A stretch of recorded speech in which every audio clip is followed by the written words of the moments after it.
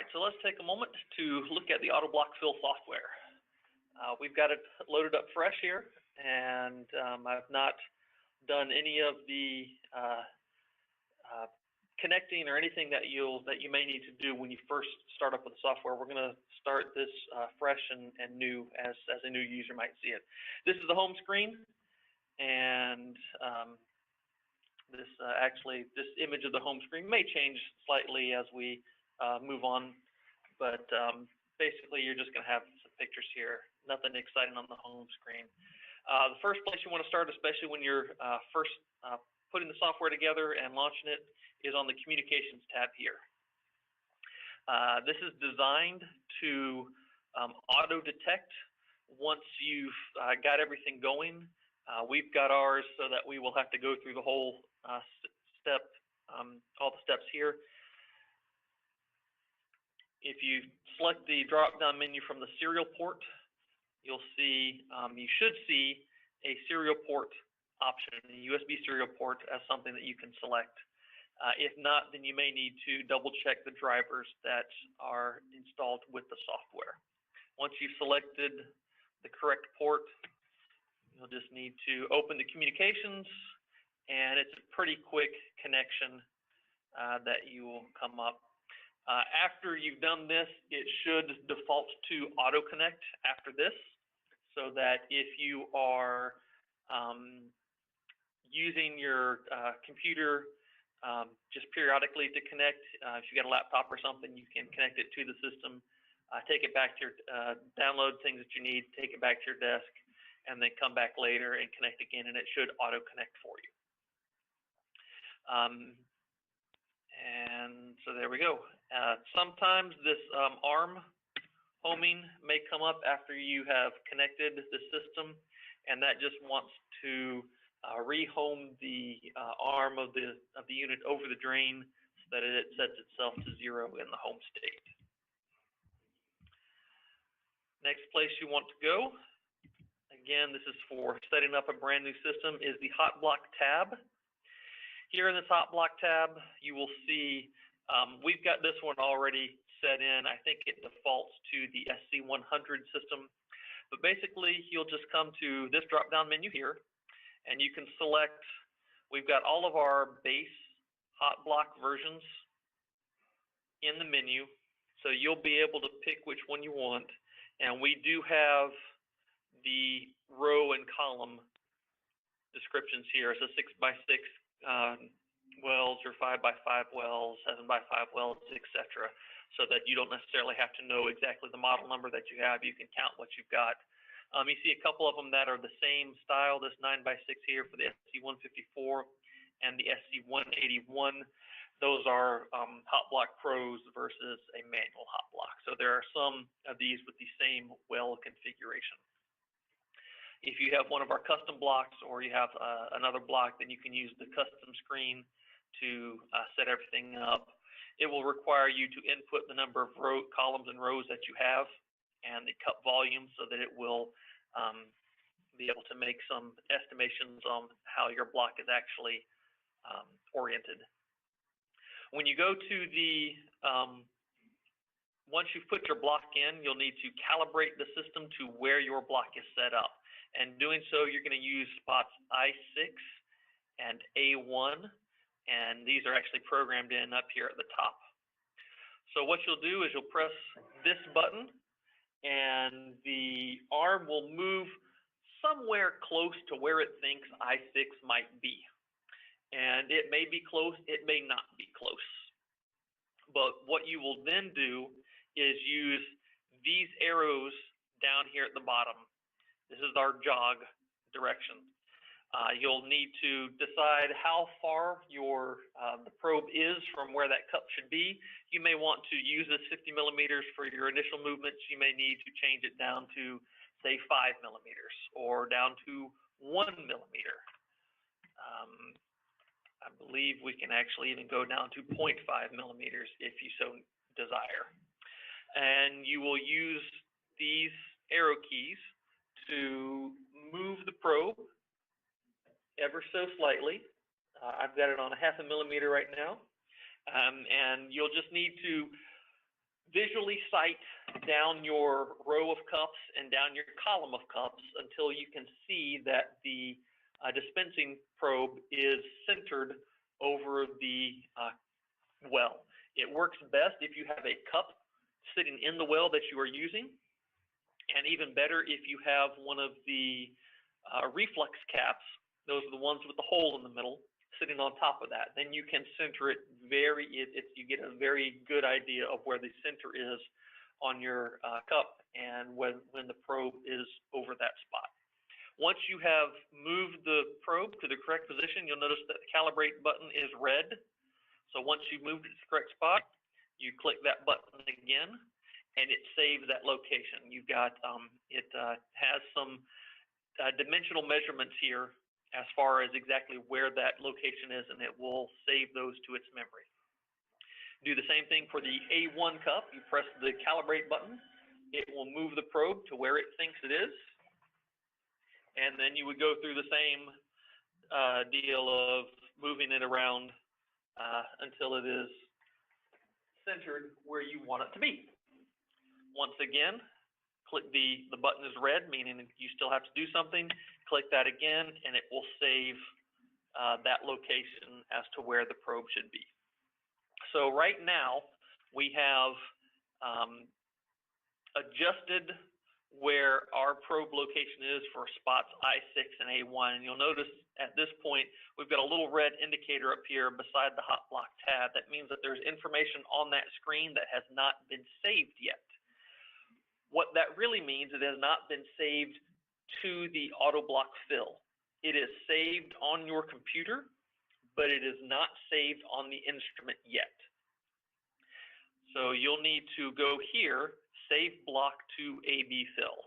Once you click that, it will talk to the system, and it will download those exact measurements and those positions onto the AB Fill memory. And so that block will be saved.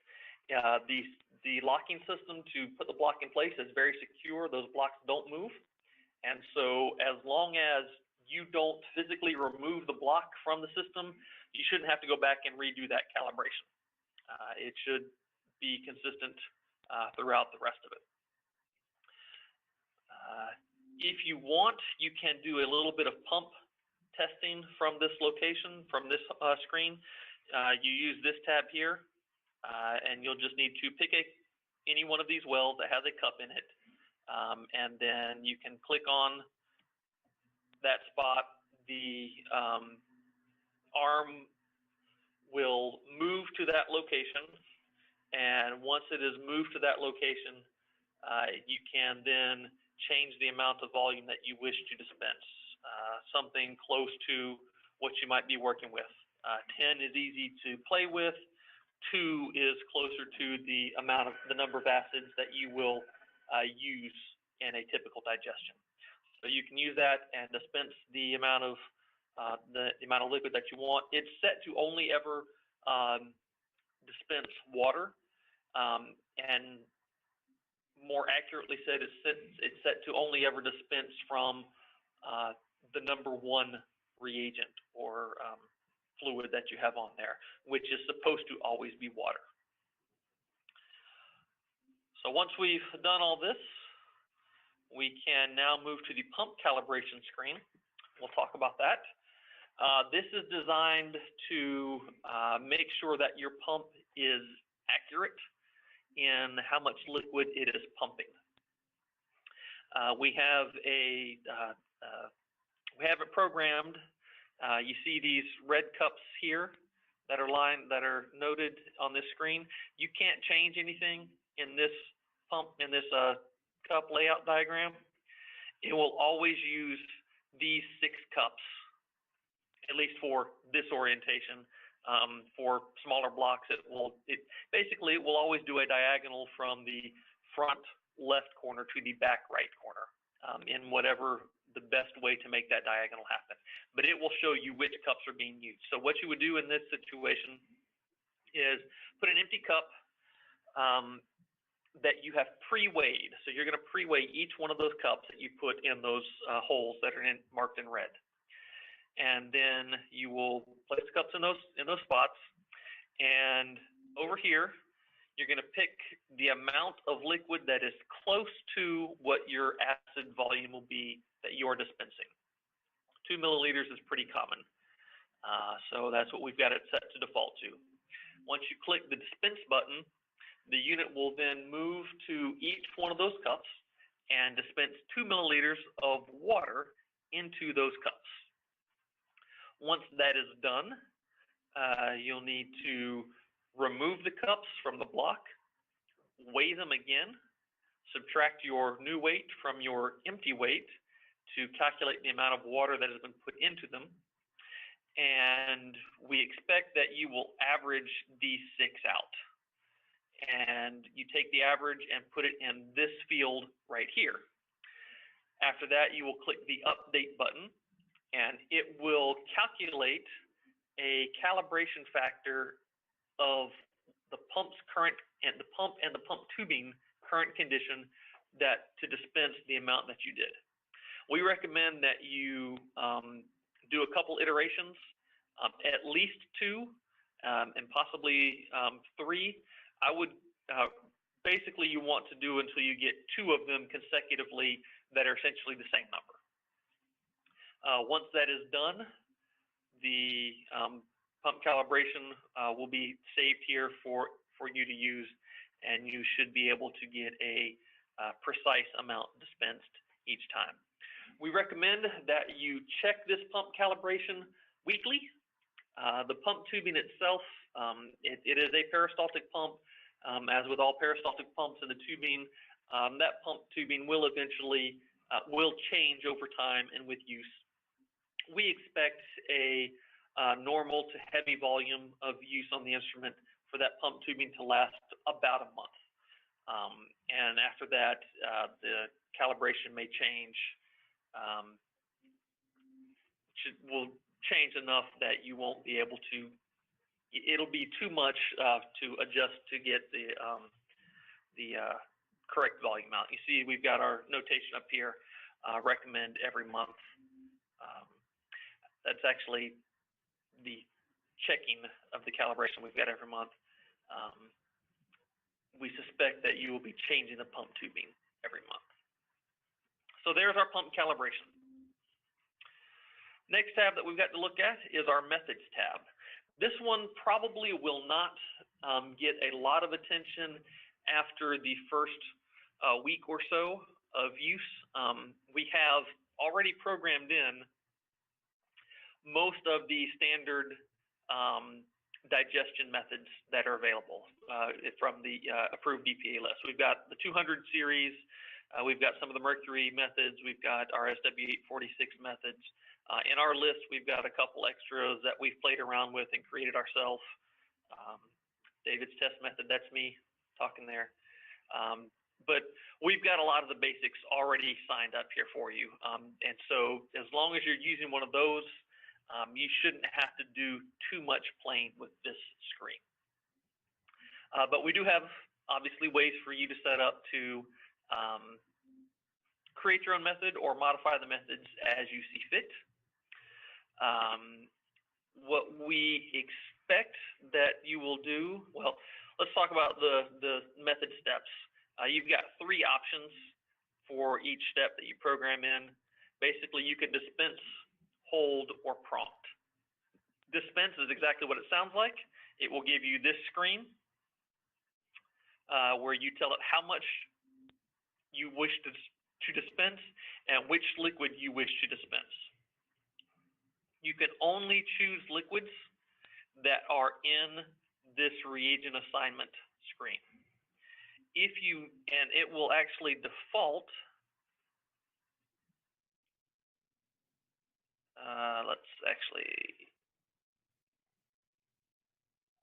so we'll have something, it'll have something like this as the default setup. You'll notice that port 1 is always water. You cannot change it. The others will have nitric, hydrochloric, peroxide, and sulfuric as assigned to them. It does not matter necessarily what order they're in, and you can change it around as you wish. If you change one of the ports to a reagent that is already assigned to another port, it will remove that reagent from the other port and say that there is none assigned there and assign that here. One thing that is nice about this version of the software that our previous version struggled with is that the liquid that you assign in a method is not assigned to a port necessarily. It's just looking for the liquid. So wherever you move things around to, it will automatically know that it will automatically pull from the correct port when it's looking for that liquid. If you need something, one of your reagents that is not assigned, you just come down here. You'll look through here. Let's say we need to do permanganate, and that's not in our list. So we'll just highlight the none, and we can type in permanganate. There we go. Learn how to spell it. You type it in, and there it is. And then up here, if you need to select that, then that shows up as an option that you can choose for a reagent that is available to be dispensed. All right. So once you've got, and I'm going to go down here to this test method. And we'll actually make some changes. I had chosen persulfate earlier to play with. That's obviously not on there, so I'm going to change this to water. So we've got a little play around method that we've got. And you notice this method icon up here has an indicator that says that we have unsaved information. So you'll use this button here to save that method. Again, this is saved on the computer memory, but it is not yet saved on the AutoBlock Fill. The other options that you have for the instructions on the steps, you've got hold, which is exactly what it sounds like. It will sit there and wait for whatever time frame you specify. And you notice that it is in minutes. So whatever calculations you do, make sure that you input the correct value in minutes. It will hold for that amount of time and then automatically proceed to the next step. The final option is prompt. This one will, when it gets to this step, it will stop and wait and come up with a text message. Continue now was what we expect most of you to want to use. You may want to put in, did the color change, something along those lines, whatever it is you need to prompt you or to let you know what has to happen in order to proceed. And so there will a prompt will come up on the touch screen or here on the, if you're using the computer on the computer to ask you when it is okay to proceed. So it will sit there and wait for you. If you have the prompt option selected, it will wait for you to tell it to proceed. So we'll go ahead and I'll just go ahead and save this method now, and it's going to do some talking down here. You saw the little status light, and it has saved. So let's now move on to the sequences screen. It's our happy little test sequence. And this is where you will actually do most of your day-to-day operation.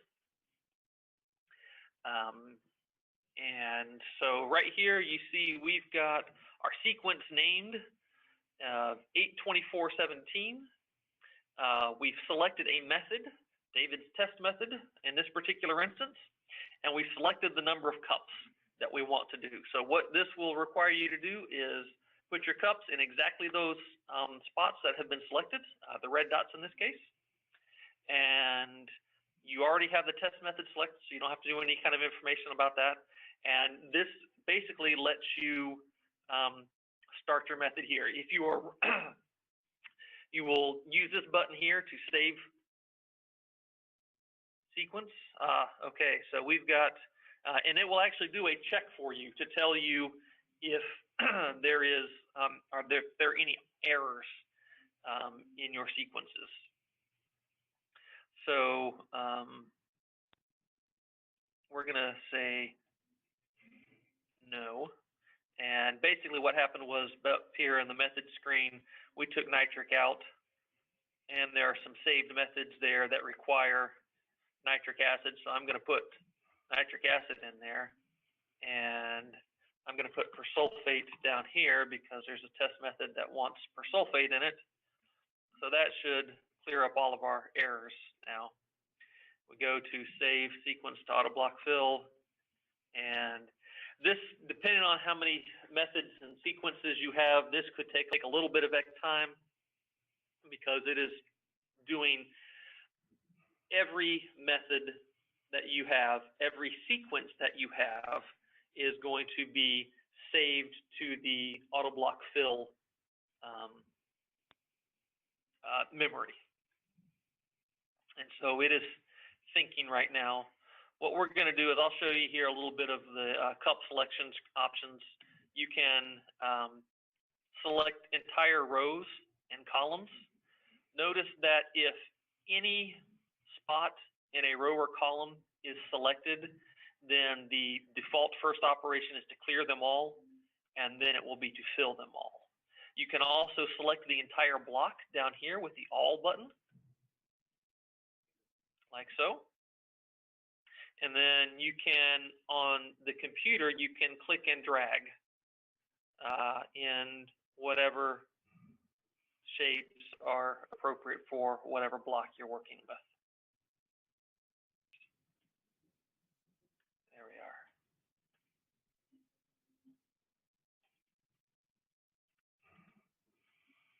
Put our happy smiley face back, and you notice that it is still thinking. Okay. So you'll notice that we've got our progress bar down here has saved, and it is almost ready for us to keep working here. These buttons will come back active once it's fully saved. You notice down here underneath the map of the block that we have some reagents listed.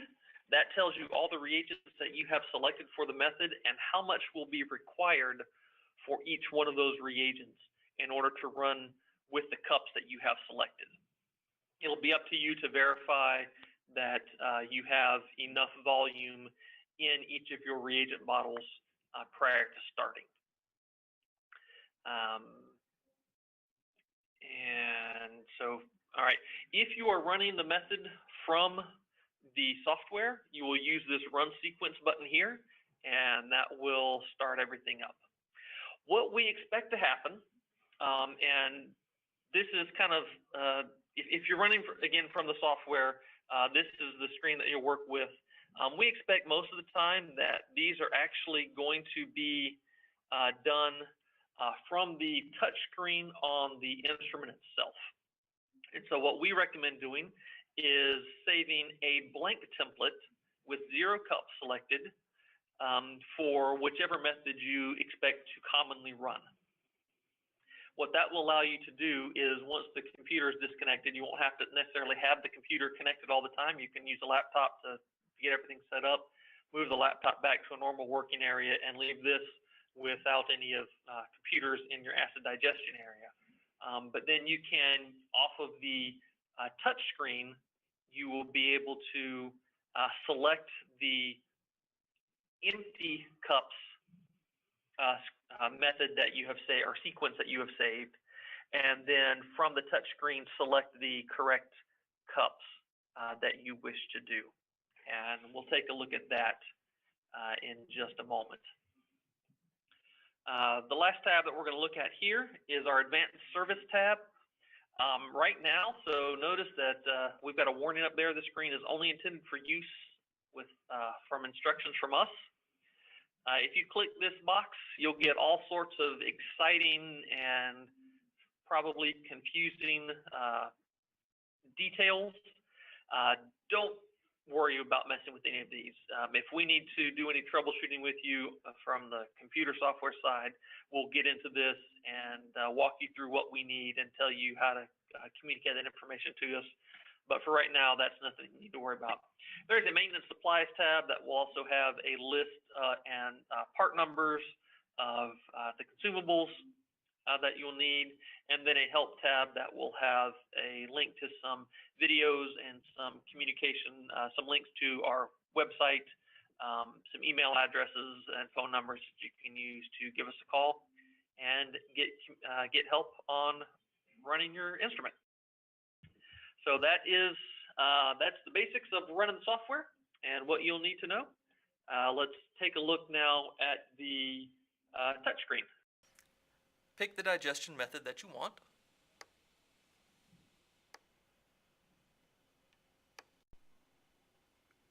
Choose the wells that you want.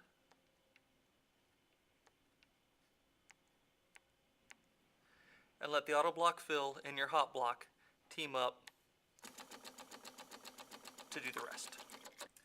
To learn more about the AutoBlock Fill or our innovative line of metals digestion products, call us at 800-343-5319 or visit us at envexp.com. AutoBlock Fill, innovation for a safer reagent addition process from environmental